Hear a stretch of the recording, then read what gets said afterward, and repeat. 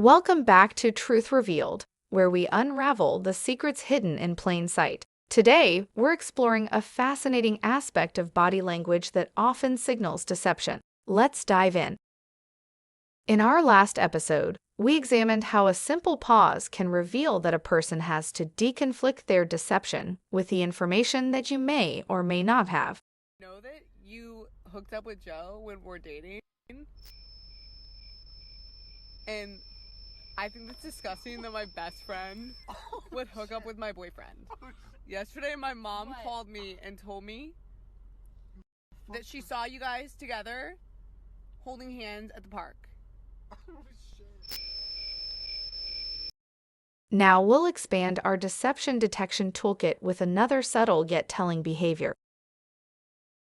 In this episode, we focus on a specific posture, leaning back and interlacing your fingers on your head. It might seem like a casual position, but there's more to this gesture than meets the eye. Remember to always keep in mind what a normal reaction should look like if your subject were truly innocent. Would you feel like this guy here if you were being accused of a murder?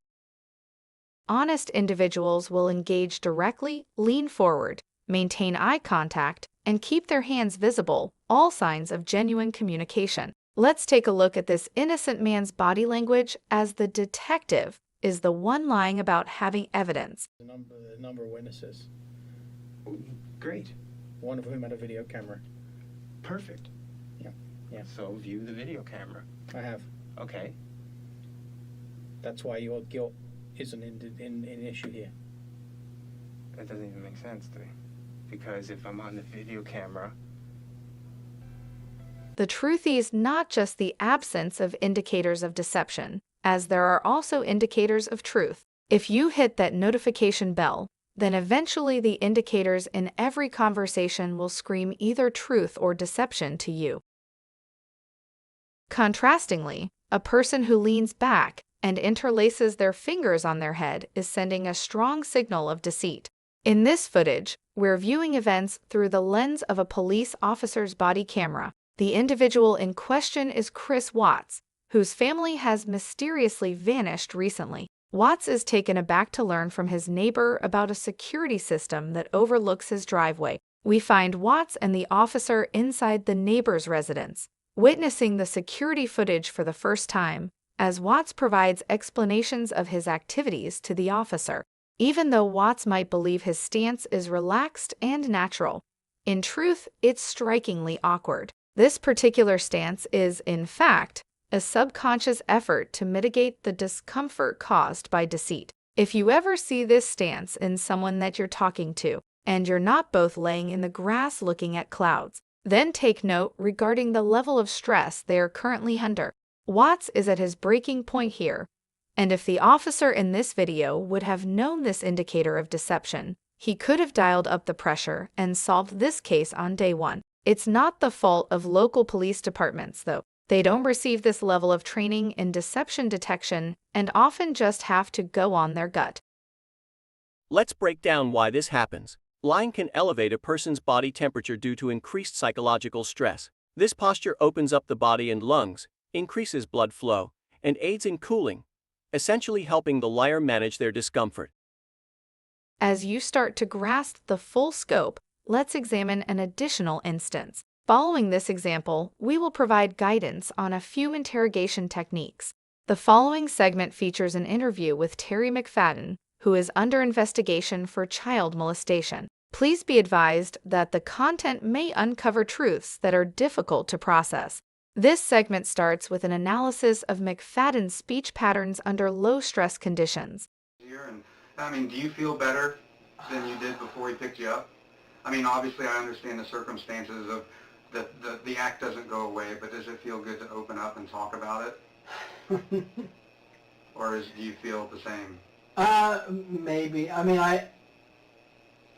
When you came to the porch and you started talking and you said you wanted to come down here, I thought, oh... Next, we will intensify the situation to prompt him to mentally revisit that intimate moment. This is expected to cause an uptick in his blood circulation to certain areas, including his nose, ears, and lower region, along with a rise in his overall body temperature. So you I mean, get it's aroused, arousal. but you do not ejaculate. Is Right. that what you're saying? Mhm. Have you ever ejaculated while doing this? No. Come close and then I get up and stop. What do you mean you came close? Well, Tell me you know, about that. you feel like you're gonna. Well, tell me about the incident where you came close. I was sitting there. Was it with Probably touching her inappropriately and it felt like, oh my gosh, something's gonna happen, in my pants. So I just said, we gotta stop. So I pushed her off and walked around the house. And you were not gratifying yourself at the same time? Not touching myself at all. Were no, you just in the a way? fact that she was sitting on my lap. So were you kind of grinding her on yourself then? I wasn't grinding her on myself, no. Was she grinding on your lap? I mean, and you she let her- wiggles, but it's just her being there. It's evident that McFadden holds the belief that an offense hasn't been committed unless specific criteria are met, leading him to withhold crucial information. Observe as the interrogator intensifies the pressure, skillfully crafting a situation that gently leads McFadden towards what he perceives to be his initial genuine admission. That end with them, is that something that maybe later on in the evening you'll think about and then masturbate to? I don't know. I mean, I honestly have to think about that. I mean, I've masturbated in the shower when I take a shower sometimes, but I mean, we're all guys. We Okay. have a thought in our head when that might be going on. Is that something that you think about? do they come up?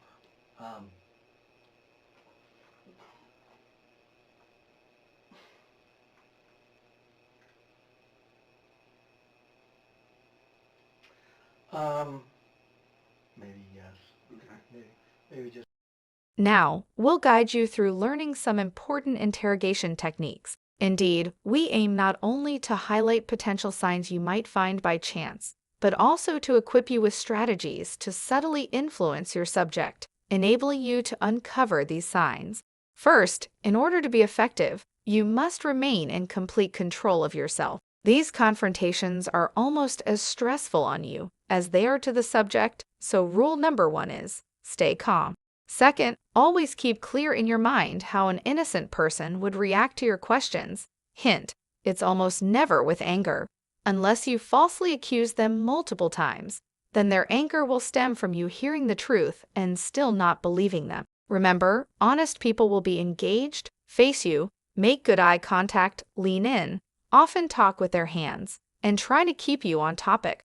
Finally, and this is the new one here, during normal conversation, try to work in a generic version of the incident in question, like a TV show where the husband is cheating, before you make the direct accusation. If you suspect your, let's say, husband of cheating on you, if he is, you accusing him is something that he has been thinking about and game-playing for some time. Catching him off guard is the key here. He will be expecting you to be crazy emotional if you suspect him. So you being calm will be the one thing he's not ready for. Now, his stress level will amp up, and because you have not made the conversation about him, he will have no way of coping with the stress. He will wonder if you know something, but won't be able to ask you if you do. This amped up stress will generate indicators of deception, like him putting his hands on his head and trying to change the subject.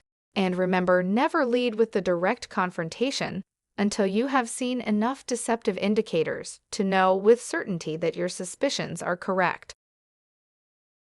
Every gesture tells a truth, and every truth holds a piece of the story. Keep learning with us here on Truth Revealed, and don't forget to subscribe and hit the bell icon for more insights on how to read the hidden signs people show every day. Until next time, keep seeking the truth. This is Truth Revealed, signing off.